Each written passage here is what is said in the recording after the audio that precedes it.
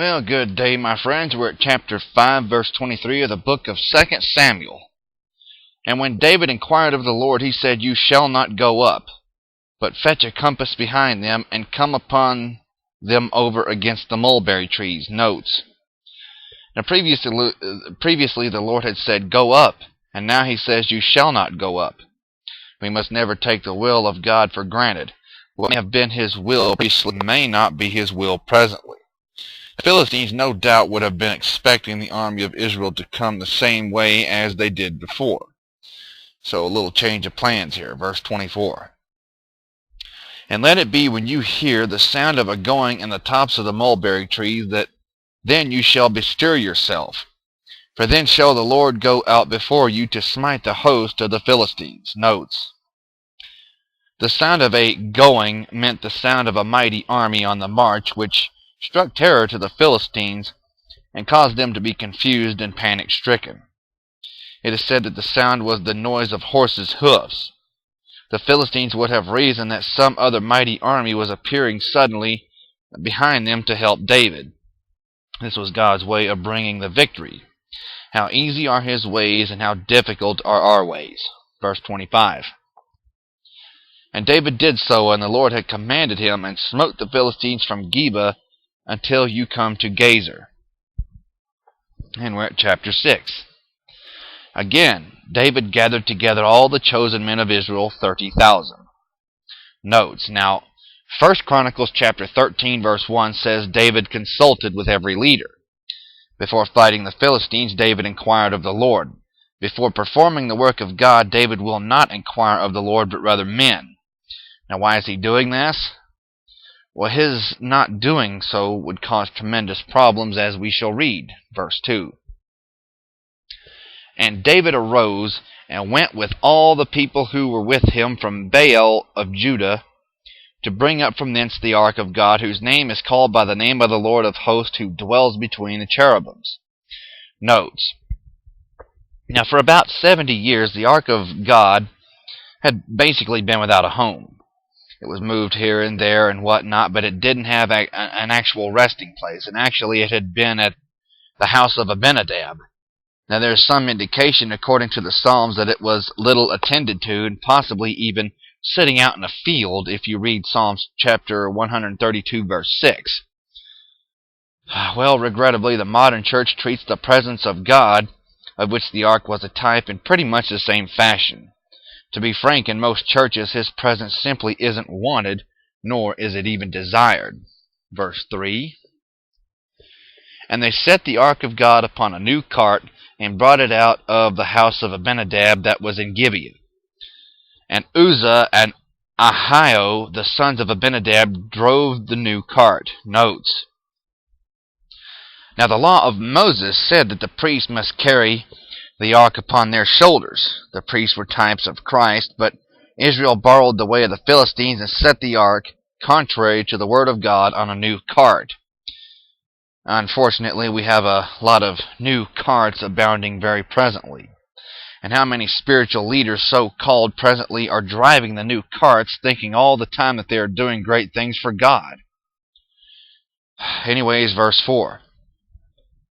"And they brought it out of the house of Abinadab, which was at Gibeah, accompanying the ark of God, and Ahio went before the ark." Notes.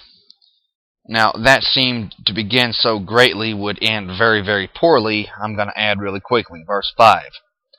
"And David and all the house of Israel played before the Lord on all manner of instruments made of fir wood, even on harps, and on psalteries, and on timbrels, and on cornets, and on cymbals." Notes. Now, this new cart, well, they're always accompanied by great religious activity. However, all of this is a work of the flesh. Had David inquired of the Lord and consulted with the Bible of that day, Numbers chapter 4, verse 15, success and not disaster would have resulted. But he consulted man in 1 Chronicles chapter 13. Imitated the Philistines, and organized a great public function in which David and his plans largely obscured God and his glory. Consequently, the day ended in anger and fear. All of this was the planning of the flesh. Verse 6. And when they came to Nachon's threshing floor, Uzzah put forth his hand on the ark of God, and took hold of it, for the oxen shook it. Notes. What man has set up, he feels himself bound to sustain. But the God of Israel needed not, as the gods of the other nations, a human hand to uphold him. It must be learned that God will judge the flesh even more in an Israelite than in a Philistine. The living God is a consuming fire to the actions of the carnal nature, whether inside or outside the family of God. Verse 7.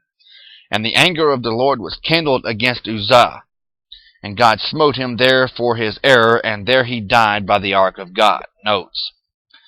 Of all people, Uzzah, who was supposed to have attended the ark of God for all of his adult life, should have known better than to touch the sacred vessel.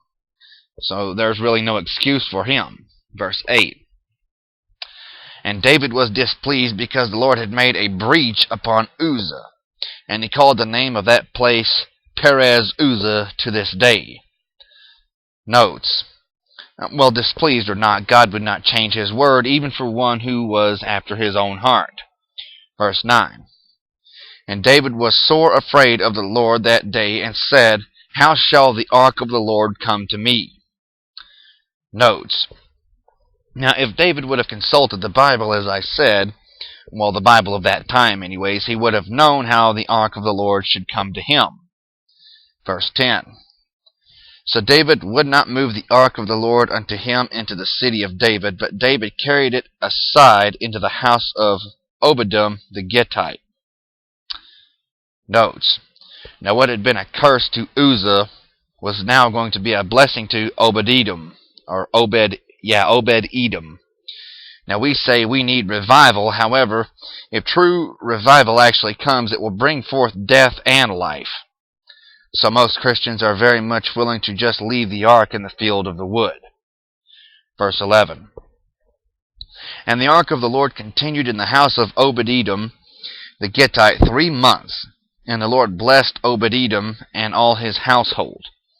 Notes. Now, evidently, Obed-edom consulted the word of God and attended to the ark in the correct manner, and, well, it brought tremendous blessings.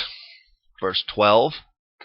And it was told King David, saying, The Lord has blessed the house of Obed-edom and all that pertains unto him because of the ark of God. So David went and brought up the ark of God from the house of Obed-edom into the city of David with gladness. Notes. Now David knew that God was not angry with him without cause, so according to the word of the Lord, he corrects the situation and brings up the ark of God with gladness. Verse 13. And it was so that when they who bore the ark of the Lord had gone 6 paces, he sacrificed oxen and fatlings. Notes. Well, this is about every 18 feet. Now, to the carnal mind, this would seem extravagant. However, when we speak of Calvary, of which the sacrifice was representative, there can be no extravagance, truly. Verse 14, getting ready to wrap up. And David danced before the Lord with all his might, and David was girded with a linen ephod. Notes. Now, it is not mere religious ceremony, but now it is actually in the Spirit, because it says before the Lord. Religious ceremony producing religious activity has no spiritual merit whatsoever. However, activity produced by the Spirit is the blessing of the church. The linen ephod was probably a garment like that worn by little children. It is doubtful that David would have donned a priestly garment which he had no right to actually wear. And we'll pick up in chapter 6, verse 15 of the book of 2 Samuel. Thank you, and God bless.